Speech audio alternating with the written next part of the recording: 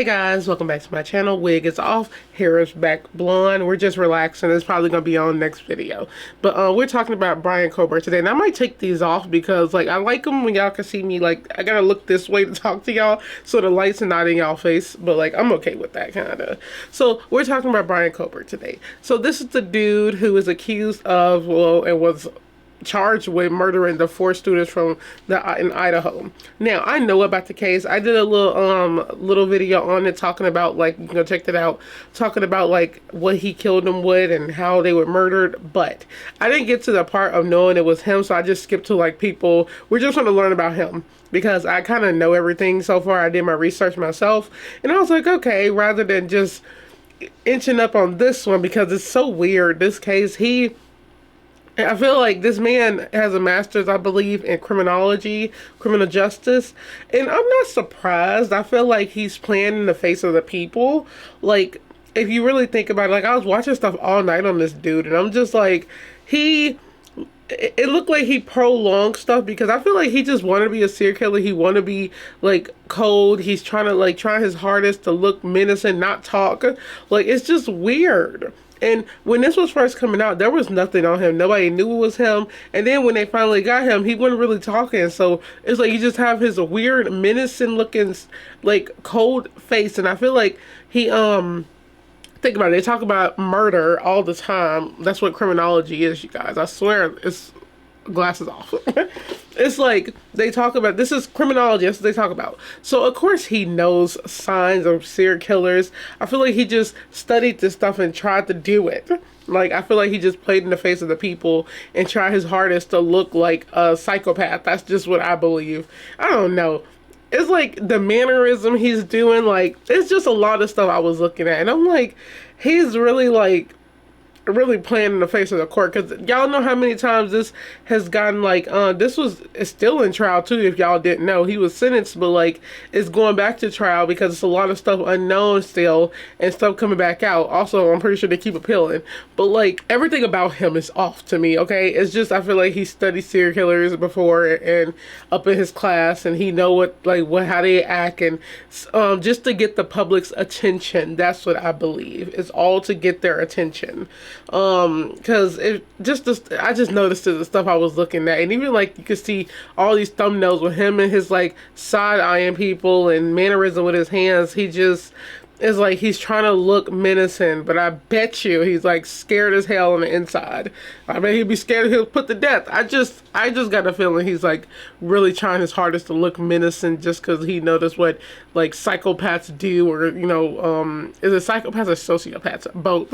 What the serial killers do, like they be in court and they look all normal, and then they know that catches the media's attention, and that's the first thing they talk about. And it was like, oh, and then you know how people, they fangirl for some reason. You got fangirls over this stuff. You got people who they be like, oh my god, he's like, it's like his name is everywhere now too. So he's getting so much attention from this, and I feel like that's the goal for him. Anyways, we're just gonna jump right into this one. It is like 22 minutes. I might not watch this whole thing. So this is the interactions, I guess, that people, they all knew him, they were friends with him. So let's get into it. I used to be friends with Bryan Kohberger during my middle and high school years, and then before anyone comes at me and says that I'm just running for clout, I'm not. I have pictures that I will show you. I have screenshots that I will show you. I have yearbook pictures that I show you. I went to school with the kid. I was friends with him. I wouldn't make something like this up. I am just an absolute shock right now. We review the accounts of people who know accused killer Bryan Kohberger. Could their interactions with him tell us something about why he allegedly murdered 4 University of Idaho students? Welcome to Sidebar, presented by Law and Crime.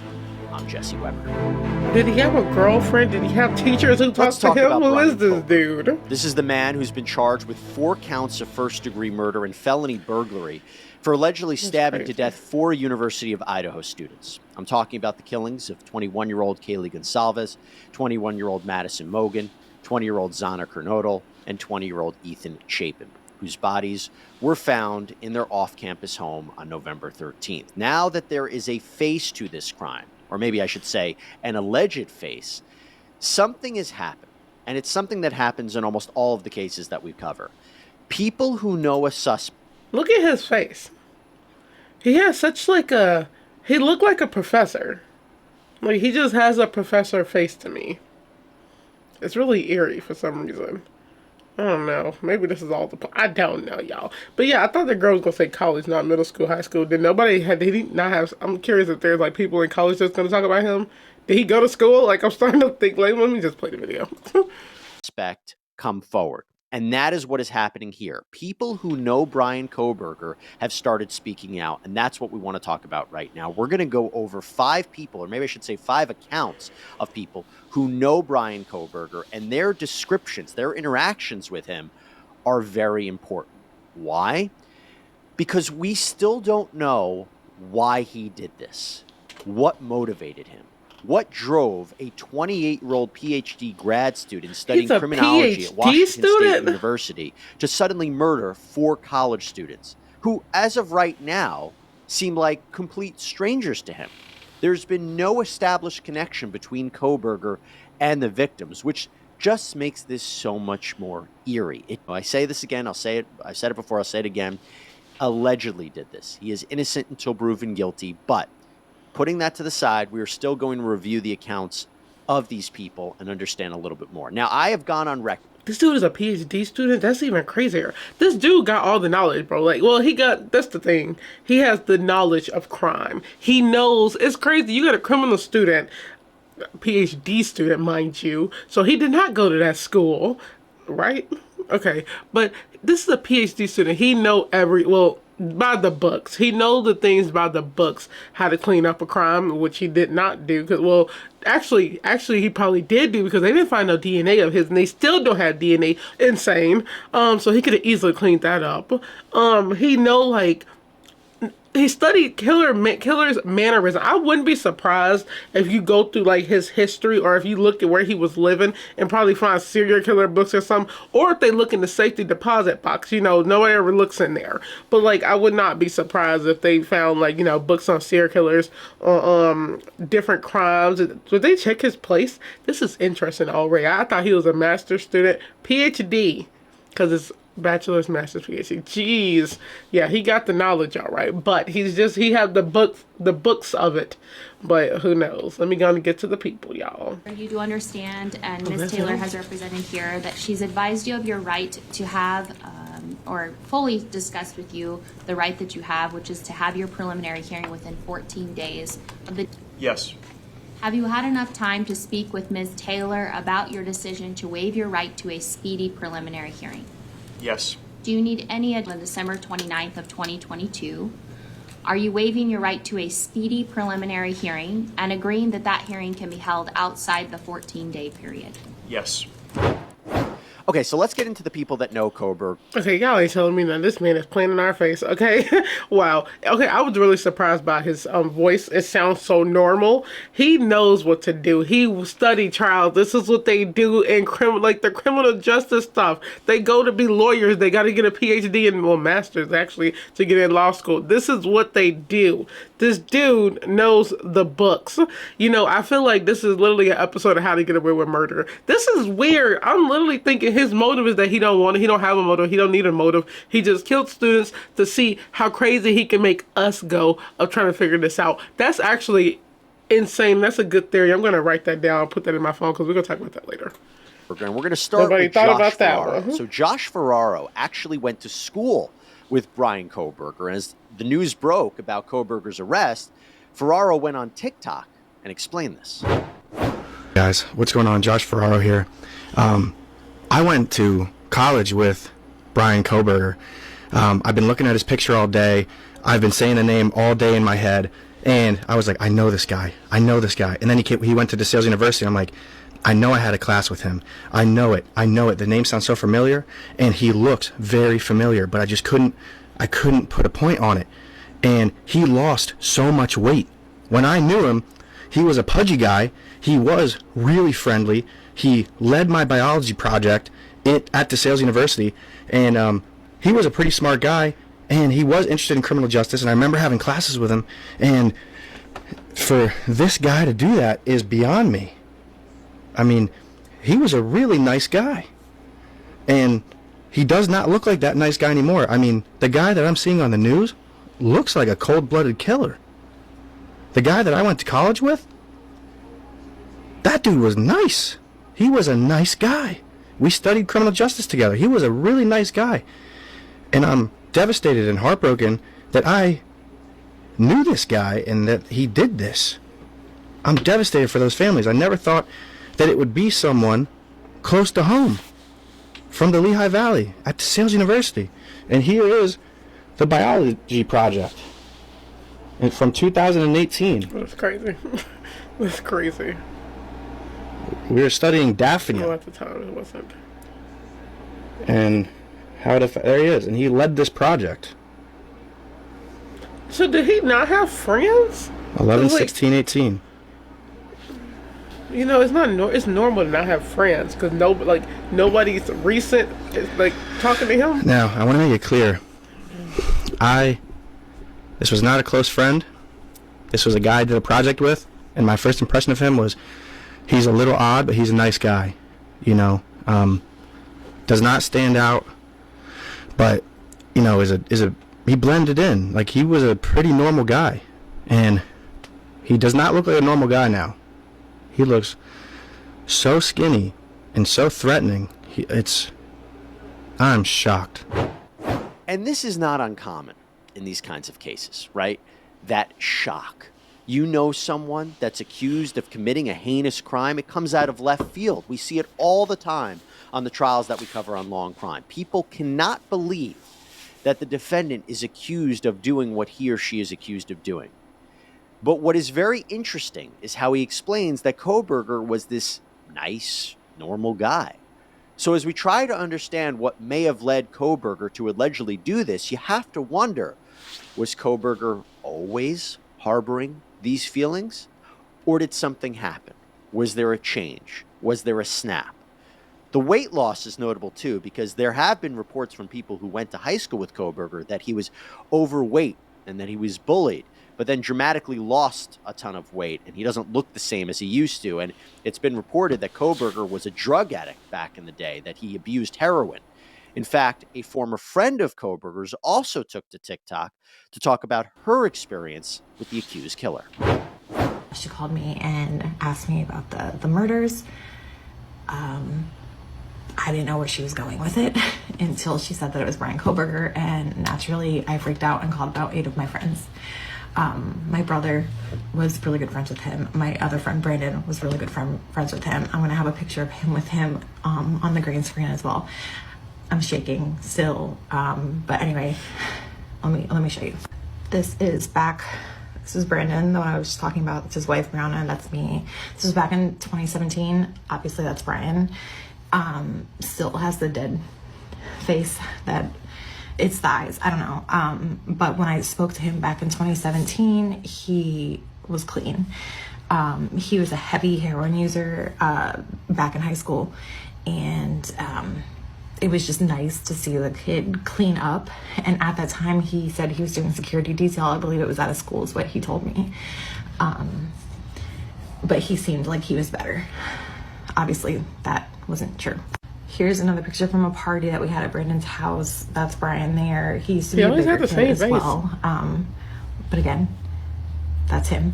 And then at the same wedding, I'm here, but he's back there. He was sitting at the same table as me and my mother. But he is back there enjoying a drink. I was sitting right next to him. We talked. He seemed fine.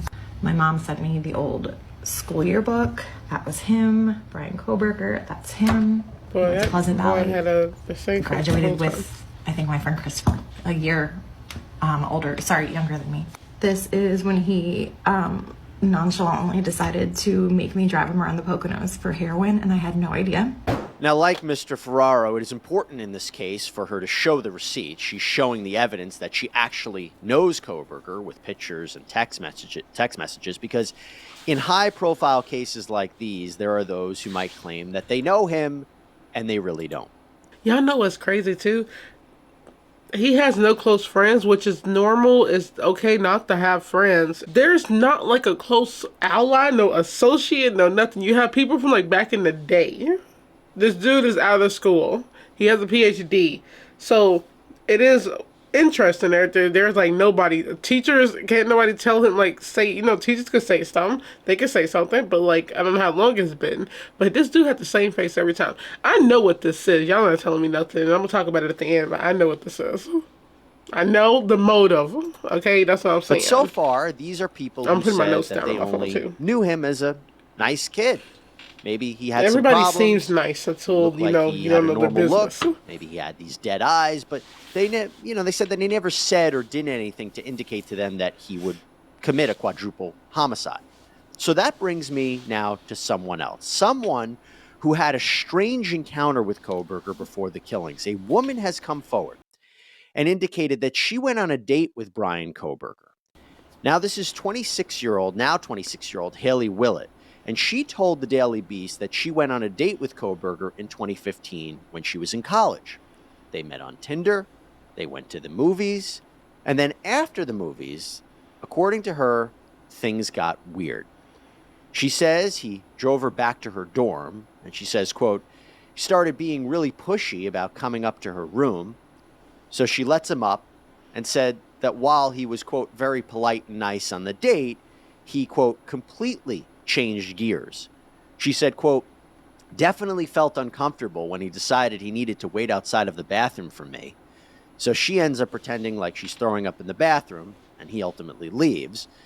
And then later on in the night, he messages her that she has good birthing hips, and they never speak again. What? I was so lucky that I was never hurt, I was never raped by anyone I went on a Tinder date with. However, it could have been me. I could have been the one hurt. I could have been killed. I could have been raped. And I did not take any precautions to prevent that from happening to me. So I am very fortunate that none of that happened to me. Obviously, her account is eerie, and she describes very odd behavior. And look, I don't think that this is someone who would testify in Kohberger's trial. I don't think that what she has to say is particularly relevant that ties to the killings. Why this is interesting is because it goes back to Kohberger's psyche. You see, according to reporting by several outlets, Kohberger was bullied in high school by girls and that he would act creepy towards women. In fact, NBC News reported that according to the owner of a brewery, which Kohberger had frequented, female employees would complain about him.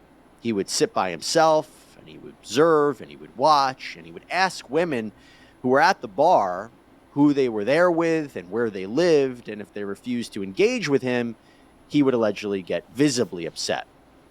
Now, I will tell you, I am no criminal profiler in any sense, but in a case where you have 3 young women savagely murdered, along with the boyfriend of one of them, and the cell phone evidence indicating that he was near the crime scene 12 times prior to the night of the murder and maybe was stalking them, you have to wonder, did he have some particular hatred towards women, an obsession? Was something a trigger for him? If you go back to the probable cause affidavit, it states that DM, who was one of the surviving roommates, thought that she heard crying coming from Kernodle's room, and then she said she heard a male voice saying, quote, "It's okay, I'm going to help you." We don't know if this was what was actually said. We don't know if this was even Kohberger. But now that we are learning more of his backstory and the way he allegedly behaved towards women, taking this statement as true, that does make you wonder what may have happened here. I am completely shocked. But rotten hell if it was you. So.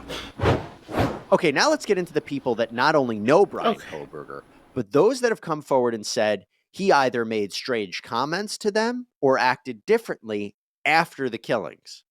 First, we have a neighbor of Kohberger's who spoke with CBS News.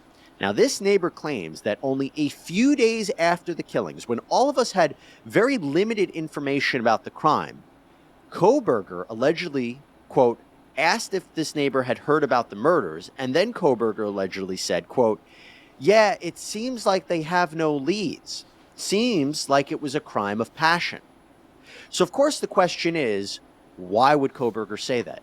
Why would he say that? That's also very eerie to think about it. It's like it's him. He did it. But think about it. It's also not. I wouldn't say that's too weird because he is a crime student. You know, he was a student. Like he has a PhD in criminology. It's like that's like a lawyer walking around talking about the law. That's what that is. Me always talking about anthropology. That's what that is. But that's actually crazy. That's actually a big tip. You got the neighbor talking. And y'all, I know I'm trying to I'm gonna talk at the end, okay? Because I got a lot to say. That's why I'm trying to let it play through. That point, making conclusions based on information that maybe only the killer would know. So eerie. Now you could say, well, this story went viral.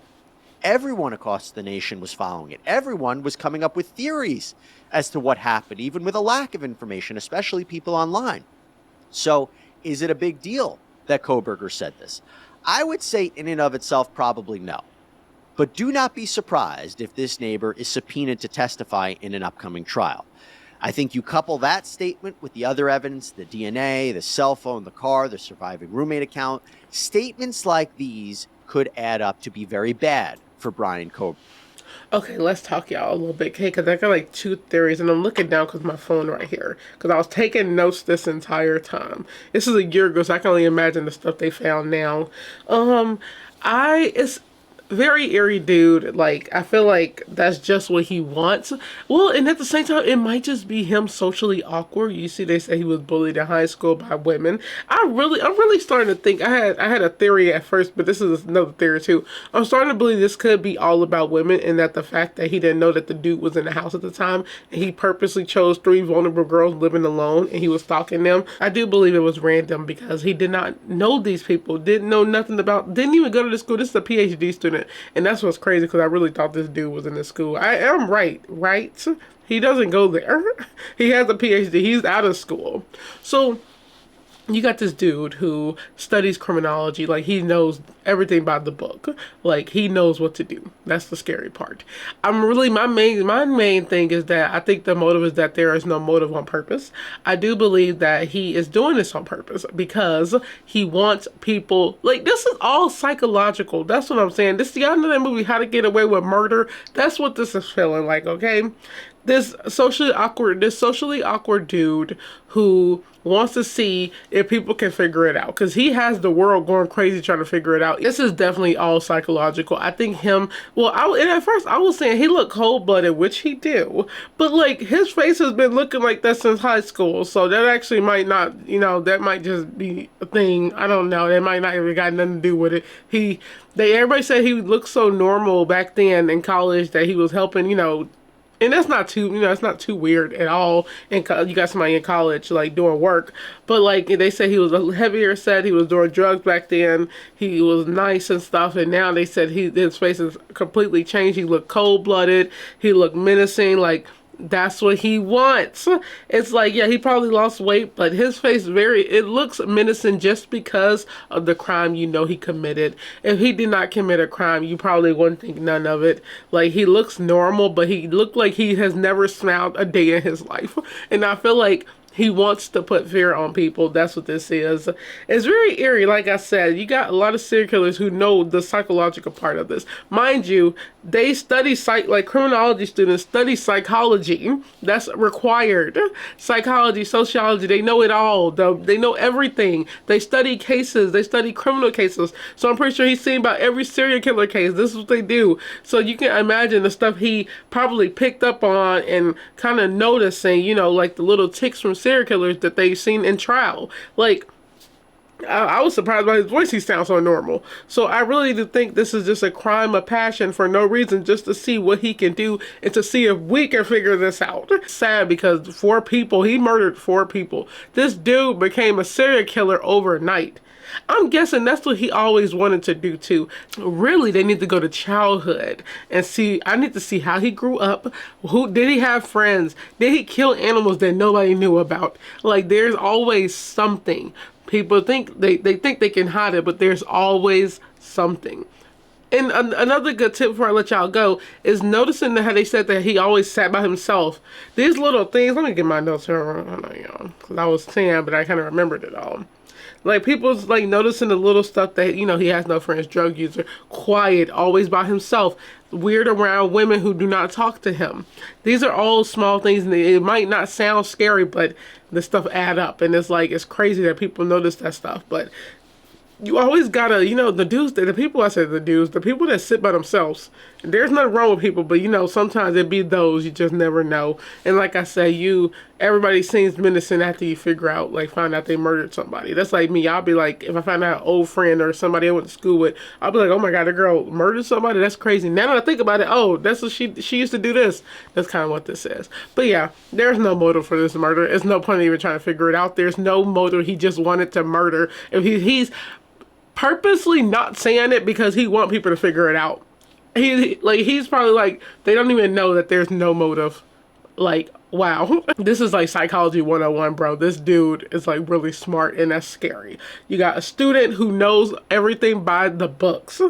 Wow. But I got a feeling they're gonna find something, and you know, they have no DNA. That's what's so scary. Like I said, it could be different now. They could have found something. So what are your guys' thoughts on this case so far? What are your thoughts on him? What do y'all think he did? What is the motive, if you think there's a motive? Because I don't believe there's a motive. I believe this is all on purpose to just play in the faces of us. He's just playing in the camera, man. This dude who was a nobody is now plastered everywhere. Think about that. He was a nobody. Nobody knew him. He didn't want nobody to know him. He stayed awkward on purpose. And now his face, he is literally everywhere being talked about. And now people trying to figure out what's wrong with him. I feel like he literally wants people to dissect him. This is crazy. This is actually very psychological. I'm definitely keeping this one up because I got to continue it. I need to know everything about this dude now because it's very eerie. So on that note, I hope you guys enjoyed this video. I'm doing so much research today on this, y'all. This is crazy. Don't forget to like, comment, share, and subscribe. Stay safe, stay aware, stay alert of people like this. Okay? And I'll see you guys on the next video. Go be detectives and look up this case because I'm curious and I want debates. Bye.